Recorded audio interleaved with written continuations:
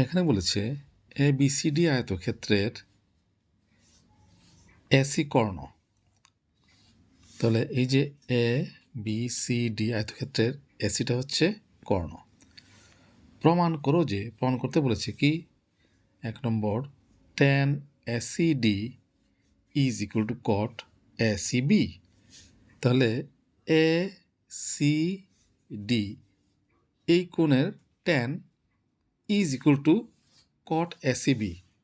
ACB এই কোণের cotটা প্রমাণ করতে বলেছে। কেমন করে করবো লক্ষ্য করো। প্রথম লিখলাম লেফট হ্যান্ড সাইড বাম পক্ষ কী দেওয়া আছে tan ACD is equal two, এখন দেখো এই যে ACD কোণটা দেওয়া আছে, আমার আর কোণ বের করতে হবে, কোনটা কোন কোণের কট বের করতে হবে ACB এই কোণটা। তাহলে আমরা কি জানি আয়তক্ষেত্রের প্রত্যেকটা কোণের মান কত 90 ডিগ্রি। তাহলে 90 ডিগ্রি থেকে যদি আমি এই কোণটা বিয়োগ করে দিই তাহলে অবশ্যই কোণটা পাওয়া যাবে তো। তাহলে আমরা এটা লিখতে পারি, এই tan ACDর ক্ষেত্রে লিখতে পারি 90 ডিগ্রি মাইনাস কোণ ACB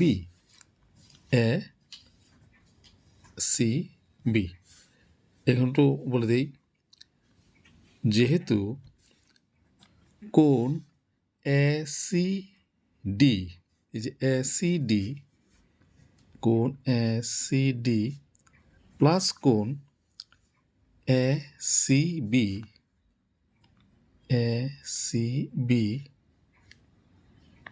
ইজ ইকুয়াল টু কত ডিগ্রি 90 ডিগ্রি। আয়তক্ষেত্রের প্রত্যেকটা কোণের মান কত 90 ডিগ্রি। और কোণ ACD ইজ ইকুয়াল টু কত লিখতে পারি 90 ডিগ্রি। এটা ডান দিকে নিয়ে যাও, হবে মাইনাস কোণ ACB।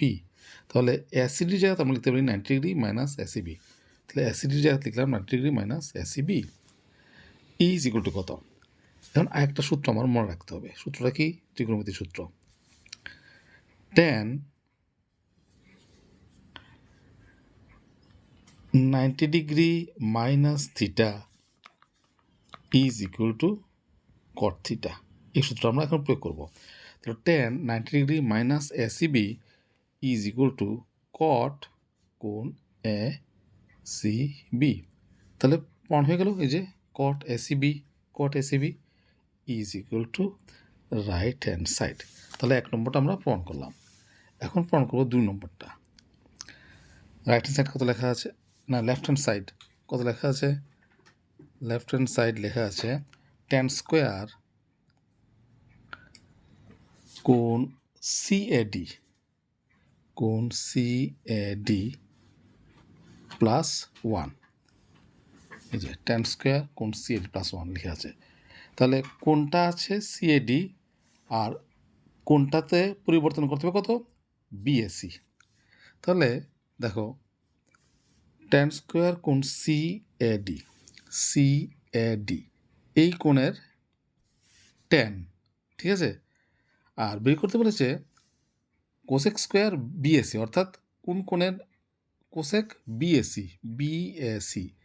এই কোণের কোসেক, অর্থাৎ এই কোণটাকে আমার আনতে হবে, দেওয়া আছে এই কোণটা, এই কোণ আনতে হবে আগের মতো।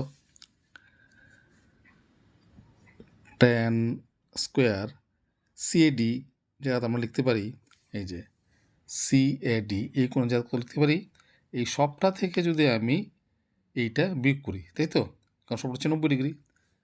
এই ঠিক একই যুক্তিতে এটা বারবার লেখার দরকার নেই। 90 ডিগ্রি মাইনাস কোণ BAC এই কোণটা, কোণ BAC plus 1 is equal two